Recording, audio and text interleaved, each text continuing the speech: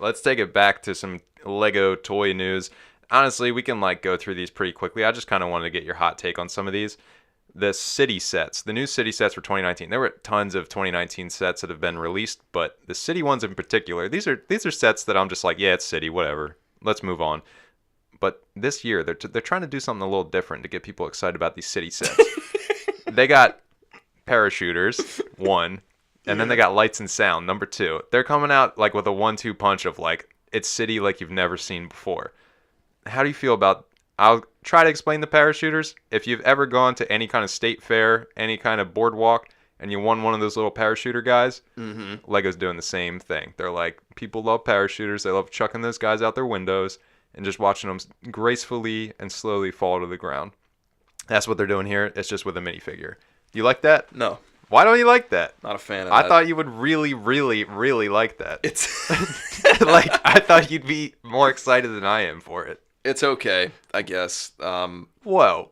It's city, man. City's so boring. And they're like, what about parachuters?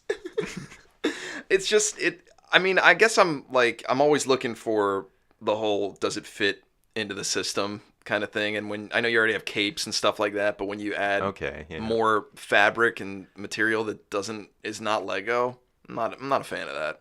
I mean, they've done so much of that over the years that I think this is a neat add-on. I don't think it can stay 100% bricks throughout its years, and like it needs to branch off a little bit. So the parachuter aspect, I think, is pretty cool. I guess I'd have to handle it just to see what it is. I mean, it's gonna be you the same get thing. one or two tosses with those parachute men on the boardwalk, and they're tangled up, and then you end up just cutting the net or the chute off, and you just have a figure with a loop on its head. I mean, this I feel like will easily come apart and put back together, so I think it would be a little bit of a better experience. Do you have any idea if they're like? I guess you wouldn't. You just see these images, right? Yeah, it's just I'm images wondering now. if they're like tethered to like Lego bits to make it easy to. Yeah, like, I would imagine it's like something on the minifigure's back, and then that you kind of click it into that, and there's a couple lines. I mean, you could see the pictures. There's like rope lines, and then that's connected to the actual chute. I'm curious to see how this thing actually flies, and like if it just falls to the ground without doing any kind of the fun parachuting aspect. But I would imagine they'd do a little bit of a better job and actually make it gracefully glide to the ground. I think it adds a nice little bit of play. They're trying to do a lot of stuff in the city line, just get like creative. I didn't even mention this, but there's a lot of new like blasters and just like ways of shooting stuff, which is like the only real play features beyond like moving a truck across the ground. So I mean, they're trying it out. I think they have to. That stuff's getting stale. It hasn't changed in years. Okay. And then lights and sounds. I'm actually kind of excited for that. I always thought that there was a real missed opportunity with bringing lights and more like electronic battery operated things into Lego. How do you feel about that? How do you feel about lights and sound? Yeah, I'm into that. I'm actually just trying to think about if I had anything like that back in the day, because there had to have been something where there were electronics in Legos. I can't. Yeah. The only thing that's coming to mind is that backup piece, that like pull backup piece. You know what I'm talking about? Like the red piece with the black wheels on it, and you put like another set of wheels on, you pull it back, and it's like the standard like pullback. Yeah. To, like make the car that's go. the only thing that's coming to my mind. That was like spring loaded though, right? It was spring loaded. It's not electronic. That's the only thing that's coming to my mind. I can't think of anything electronic. So when this popped up, I was like, oh, that's brand new. And then when I was reading into it, people were like, oh yeah, lights and sound is back. And I was like, what do you mean it's back? I don't remember this. I'm trying to find old sets that had it. I can't find any. So if anybody listening to this knows, like, please tweet at us and let us know what the sets are. The only thing I can remember lights wise is they had Star Wars lightsabers light up at one point. There was like one or two sets that had light up lightsabers, and those things go for like crazy amounts of money now. Really? Yeah. And it was like one or two sets they tried it out, but it just didn't work. So I'm really curious to see if they try to do this and they're just like, yep, didn't work. Nobody likes it. And that's why they'll just be so obscure. They'll just be these like lights and sound sets. That's what's got me excited. It's like it's something different. It's not just another firehouse. It's looked like the other 100 firehouses that have come out. Yeah. It's something a little different. And I like cool. that. I mean, that's all there is to say about those. And I think the last point to be made here is around one of my favorite lines that always surprises people is the Juniors line. I've talked to you about the Juniors line. Do you remember what's so special about the juniors line? I think you got a lot of printed pieces on there. That is it. You right? get a lot of printed pieces, and that's what most collectors want, because after the set retires, it's not as easy as just scooping up a bunch of pieces and putting the set together. It's like, oh, I don't have any of those printed pieces. Super rare, super hard to find, very collectible. So they are ditching the juniors line, which is like, oh no, the juniors line's gone.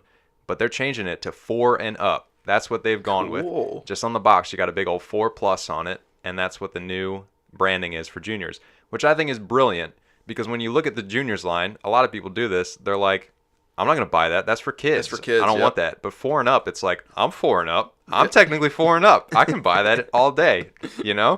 So there's a bunch of these sets coming out that are 4 up. And what I like is just like, the juniors line was off doing its own thing, and you were just like, you would miss a lot of stuff going on there. But honestly, a lot of those sets are very collectible. Like, I've got a bunch of them. There's some of the best ones that have like done the best in the aftermarket. But now it's like, here's the Spider-Man line for 2019. There's 5 sets. One of them or 2 of them happen to be 4 and up.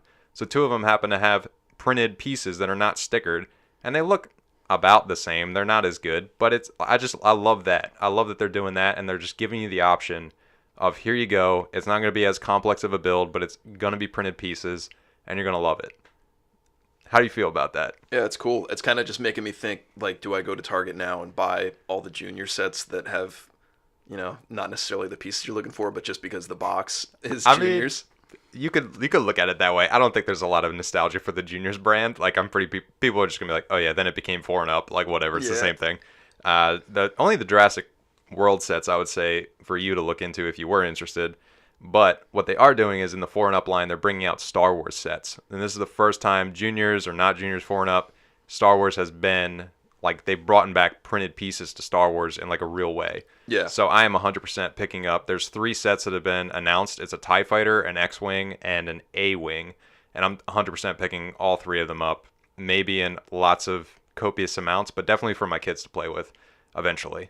And I'm like really excited to get them. That's probably the most exciting thing that's coming out of 2019, which is going to be really strange for a lot of people to hear, but printed pieces back in Lego sets is like, yes, please do more of that. And I'm willing to pay way more money to just have those in the sets, and I think a lot of people are. I wonder why they chose the A-Wing. That seems like such a random... I think it's easy to build. I don't know. I will say that the builds are way more crude because they're for like 4-year-olds. Yeah. But it looks like close enough, at the end of the day. And there's a lot of exposed studs, which I don't love, but it's definitely, the printed pieces are like, you can just take that printed piece and go build your own, way more elaborate, and you actually have the printed piece. And that's 100% the most important thing. At least for me, I think a lot of people would agree, because it's a unique piece. It's very cool. And I know I'm going to pick these up and just love them. Awesome, man. Are you going to get them? No. Got it. I'm excited to see them displayed on your shelf, though. Yeah.